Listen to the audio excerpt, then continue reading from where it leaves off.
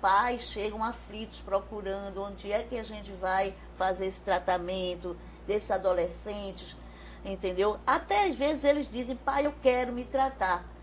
E eu disse ao secretário de saúde, a gente tem que fazer um CAPS especializado só para crack. Uma residência terapêutica só para crack, sem misturar com outras drogas e com álcool. É complicado, né, doutora? Exatamente.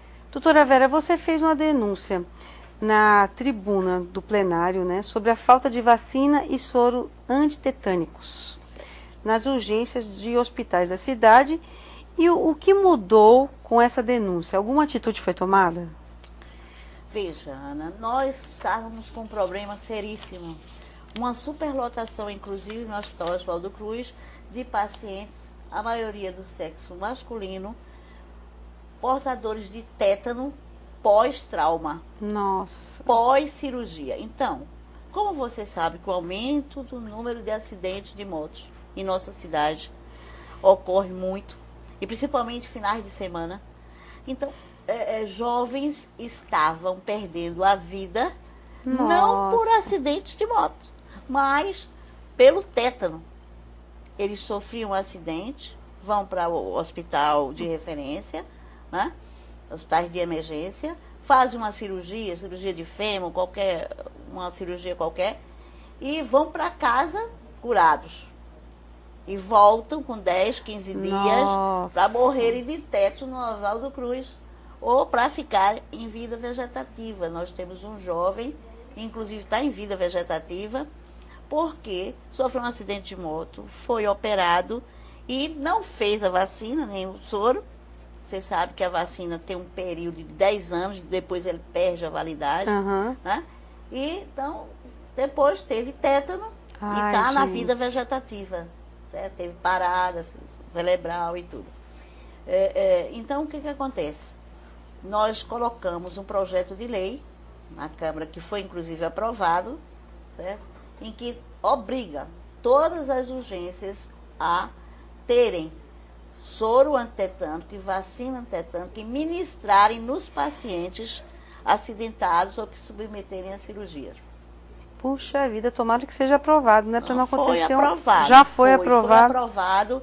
Inclusive eu já fui na restauração. Sim. Certo? E comprovei que eles já colocaram lá. Que bom, que notícia boa. Na história da restauração já tem. Agora eu quero saber se eles estão ministrando, né? Se estão lá, fica lá, e se eles estão realmente aplicando essa vacina. Até porque ele chega e diz assim para o jovem, que a maioria que sofre mais, né, o número de acidentes.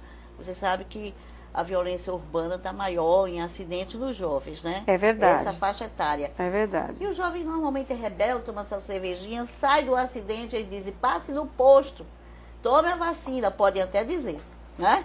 Mas o que acontece? Eles não vou tomar não, porque eu vou passar um ano sem beber, que não existe, que depois de um mês de um mês, 15 dias, podem beber, né? Não vou porque eu vou beber, não toma vacina, o jovem já é rebelde, não faz a vacina e tem o tétano. Gente, que coisa. Agora, outro problema bastante debatido é a falta de leitos nas UTIs, né?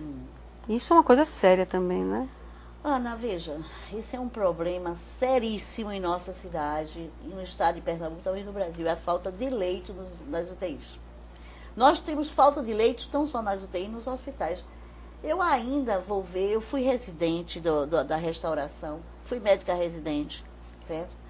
E eu ficava, às vezes eu chorava de ver os pacientes, né, sem um leito para ficar, para tratar a sua doença. E a gente sabe que a gente tem que dar dignidade aos nossos doentes. Claro. O paciente já está ali com dor, certo? Sofreu um acidente, está sofrendo, né? E vai ter que ficar no chão, num papelão, num pedaço de plástico, né?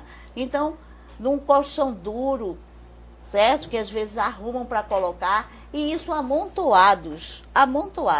Então, primeiro já começa por aí. Tem falta de leito nos hospitais. Leitos, que é a coisa mais simples que tem que fazer. Abrir umas enfermarias. Eu até fico pensando, por que o secretário de saúde do Estado, que essas grandes urgências já é do Estado, em vez de estar preocupado em inaugurar os grandes hospitais, não estariam aí fazendo o quê? Uma reforma, reequipando o Hospital da Restauração, o Getúlio Vargas, o Otávio de Freitas, as nossas grandes urgências, porque são quem recebe os grandes volumes de acidentados. Os grandes acidentes vão para esses hospitais. E a gente não tem leito lá. Então, as ambulâncias, você sabe o que acontece com as ambulâncias do SAMU? Que eu até coloquei um projeto que as ambulâncias do SAMU não poderão mais ficar retidas nos hospitais, certo? Porque suas macas estão servindo de leitos para os pacientes. Então você pede, a ambulância do SAMU, ela demora para fazer o atendimento porque não tem maca para elas se deslocarem. Então elas ficam no hospital 2, 3 horas lá, esperando que coloque o paciente num papelão, no chão, para realmente sair para fazer o atendimento. Certo? Agora, doutora Vera, eu estou sabendo que você está concedendo um título aí, né, de cidadão, você que propôs, para o candidato à presidência, José Serra, né? Fala um pouquinho sobre isso. Veja, o ex-ministro, ex-governador José Serra, foi ministro da Saúde, fez na época, inclusive, que foi ministro da Saúde, benfeitorias e melhorias para a nossa saúde. Certo? Um carro-chefe dele, inclusive, entre muitos projetos que ele colocou, estão os genéricos. Porque ele teve, esses anos todos, ninguém teve a capacidade de chegar e enfrentar a indústria farmacêutica internacional. Que você sabe que o dólar, o euro, falava muito mais alto do que o real. E ele teve, certo, a capacidade de dizer, não, nós vamos colocar os genéricos, né, que iriam competir justamente com essa indústria farmacêutica internacional. E colocou esses medicamentos para que a população, né, carente, população que não tinha dinheiro para comprar sua medicação, principalmente a medicação de uso continuado para hipertensão, para diabetes, que eles têm que comprar, certo? Constantemente, porque não podem ficar sem tomar, e comprava a preços exorbitantes, porque é pela marca dos laboratórios de grande porte. Então ele simplesmente colocou os genéricos e então deu realmente uma guinada na medicação, na indústria farmacêutica do nosso país. Então, ele teve uma visão, ele teve um olhar, ele teve realmente essa capacidade, essa obstinação, e eu vou lhe dizer, essa coragem de enfrentar. Então, um homem inteligentíssimo, né, brilhante, foi considerado um dos 100 homens mais importantes da história do Brasil, pela revista Veja, criou a ANS, criou a Anvisa, e criou o Programa de Saúde da Família, que ninguém sabia. O PSF, o Programa de Saúde da Família, foi criado pelo nosso ex-ministro José Serra, na época ministro, ex-senador e futuro presidente do Brasil.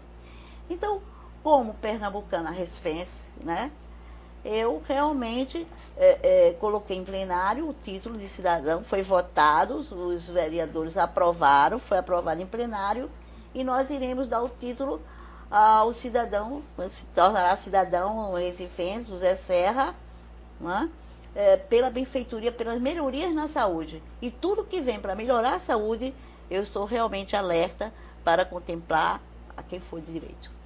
Doutora Vera Lopes, obrigada pela sua entrevista. Foi um prazer receber você aqui. Ana, muito obrigada a você, obrigada aos ouvintes, e estamos à disposição na Câmara, nos hospitais, onde eu continuo dando plantão, porque na realidade eu já disse que a medicina para mim é um vício, é uma dependência, mas nós estamos realmente à disposição. Muito obrigada.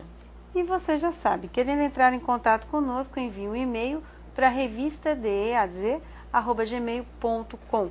A gente faz um breve intervalo, mas volta já.